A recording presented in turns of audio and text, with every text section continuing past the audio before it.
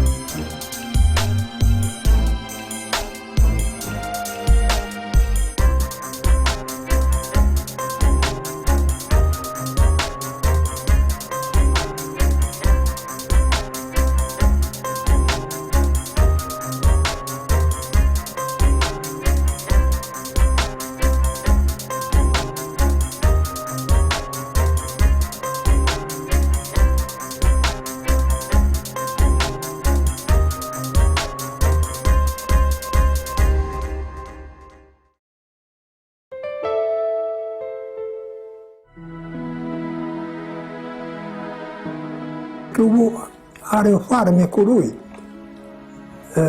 Într-adevăr, este clubul studenților clujeni, a tuturor, pentru că, vedeți, atmosfera asta de echipă iubită în țara românească a fost dată de studenți care au plecat aici cu simbolul acesta, un club. Noi la Sibiu, în deplasări, mergeam, salutam publicul, nu ca acum. Mergeam în linie dreaptă, ne așezam, strigam Universitatea Cluj. În special în perioada refugiului a fost și mai iubită. Când vorbeai de Cluj, vorbeai de Cluj. În cuvintele scrise în acest timp, se explică tot clubul ăsta. Este echipa studenților. Suntem studenții Clujului iubit. Deci, în imn spune ce sunt. Sunt studenții Clujului iubit. Și dragostea care e între spectatori și între club.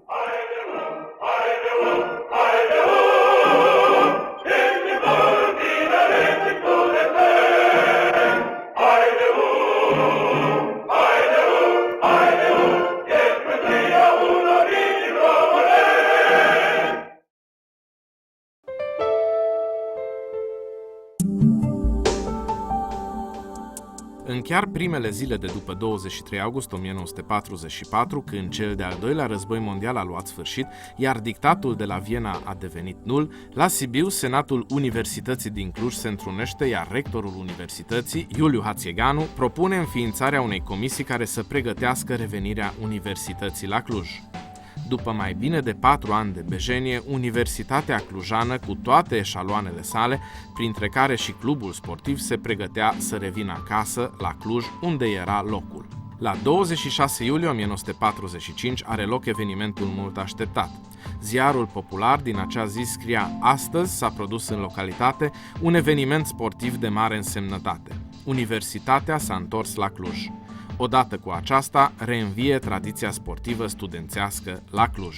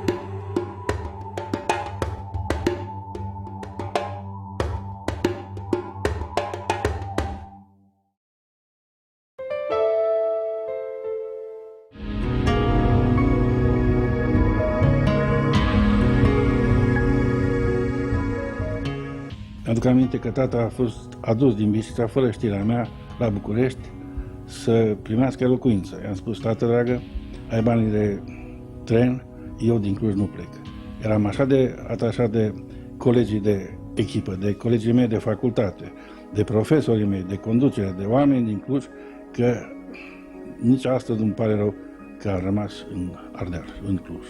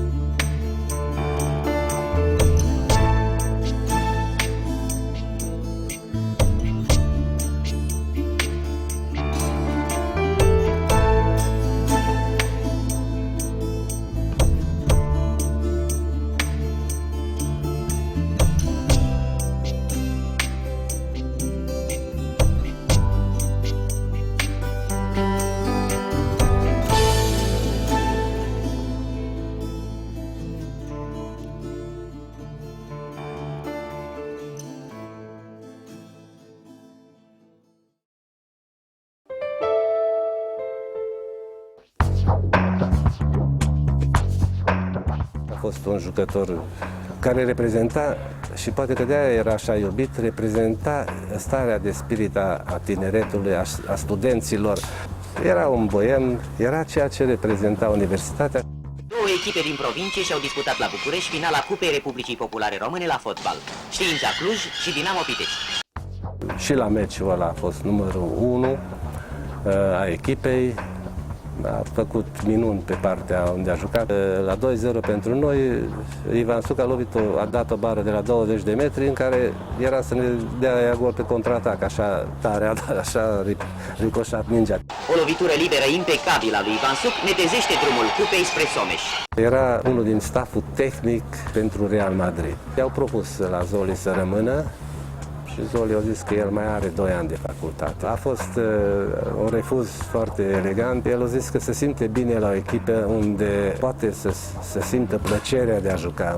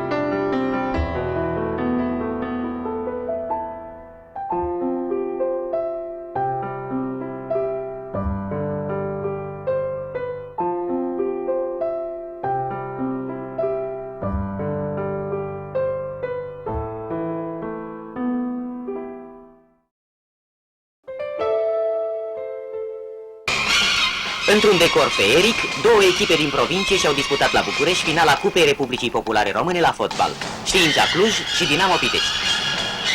Clujenii, în tricouri de culoare închisă, atacă impetuos de la început, anunțând iminenta deschidere a scorului. În minutul 12, fundașul Câmpeanu se infiltrează pe stânga și trage surprinzător de la 30 de metri, 1-0 pentru Știința Cluj. Toți studenții au în continuare ocaziile cele mai mari de gol, între care o bară de toată frumusețea. Minutul 16 al reprizei a doua. O lovitură liberă impecabilă a lui Ivan Suc netezește drumul Cupei spre Someș. Piteștenii încearcă să se opună acestui itinerar, dar ei nu mai pot decât să reducă scorul într-o lovitură de cap a lui Țurcan.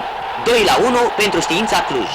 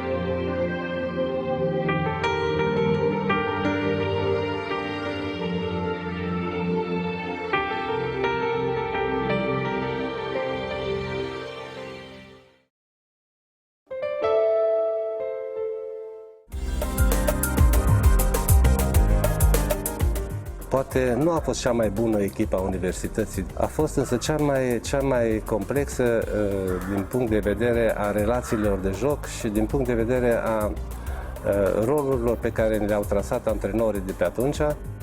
În minutul 12, fundașul Câmpeanu se infiltrează pe stânga și trage surprinzător de la 30 de metri. 1-0 pentru Știința Cluj.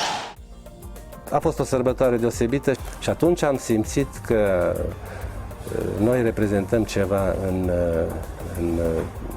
fotbal românesc. Cu mândrie pot să spun treaba asta, că am făcut parte din ceea ce însemna un simbol a intelectualității, un simbol, să spunem, chiar a Ardealului și, în ultima instanță, cred eu, chiar a României.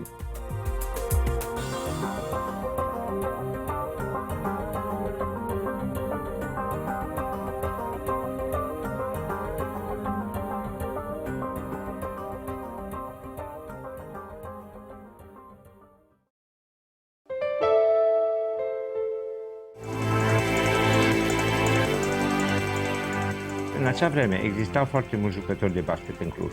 Un moment foarte important a fost anul 63, când Mihai Albu a plecat la Dinamo București. Eu am urmat imediat în locul lui și am încercat să ducem echipa în sus. Am ajuns la o maturitate, mi-amintesc foarte bine, între anii 68-72 sau 4 campionate. Noi nu am pierdut nici un meci acasă. Chiar în anii 70 noi am avut la un moment dat 7-8 jucători în echipa națională de seniori sau tineri. Am făcut meciuri foarte bune. Performanța cea mare n-am atins-o. Noi am creat acel sâmbure sau acea esență de basket și de dragoste pentru acest sport. Am jucat numai la această echipă. A fost iubit în această țară. Publicul clujan a fost un public excepțional, elevat și foarte înțelegător.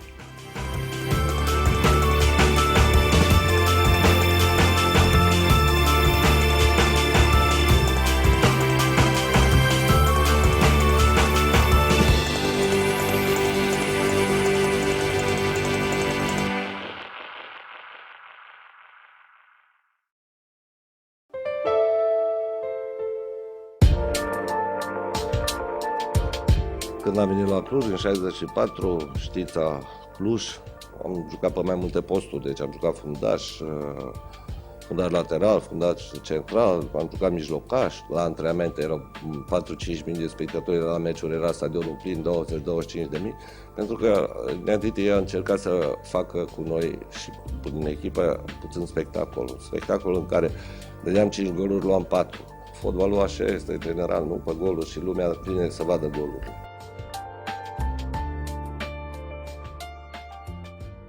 A fost o perioadă bună la universitatea. La momentele de la Cluj eram 4 jucători în lotul național.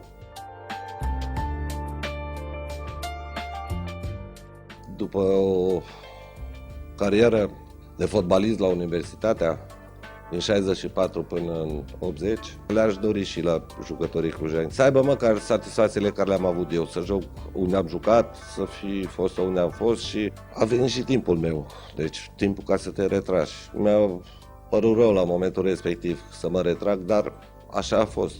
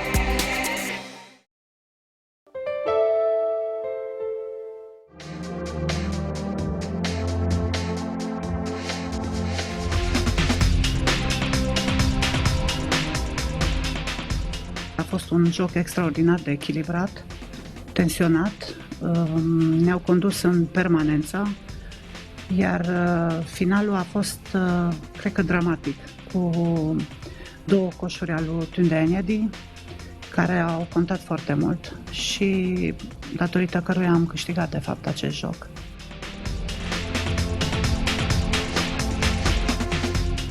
Sala în permanență era arhiplină și era o atmosferă incendiară.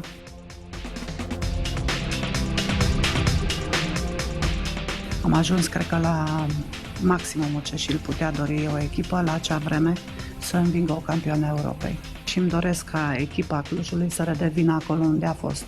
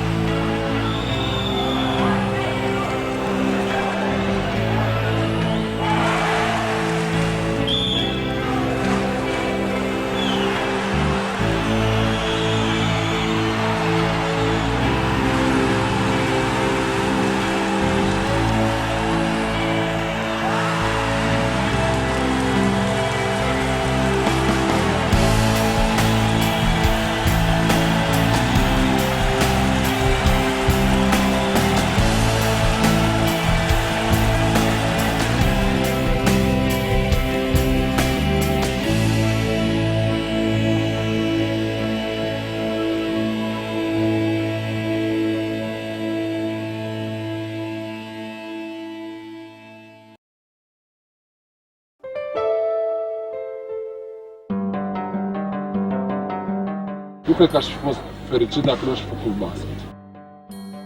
Când am început basket la 14 ani, mi-am dedicat viața numai de basket. Când jucam în Cluj, în 92 a fost super mișto.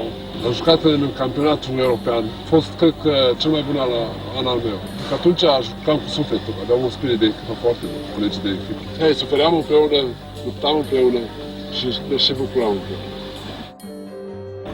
Eu nu sunt american. Nu, eu sunt român. 100%. Sunt român din Cluj.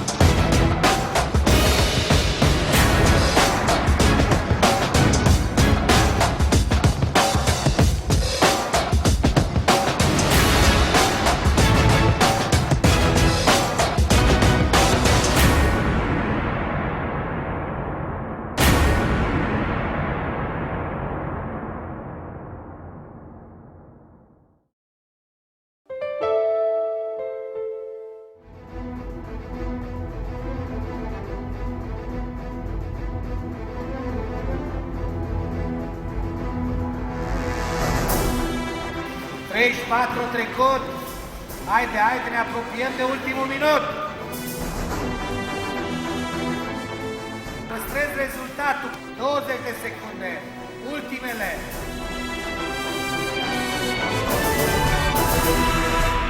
Și după și o bat din ea.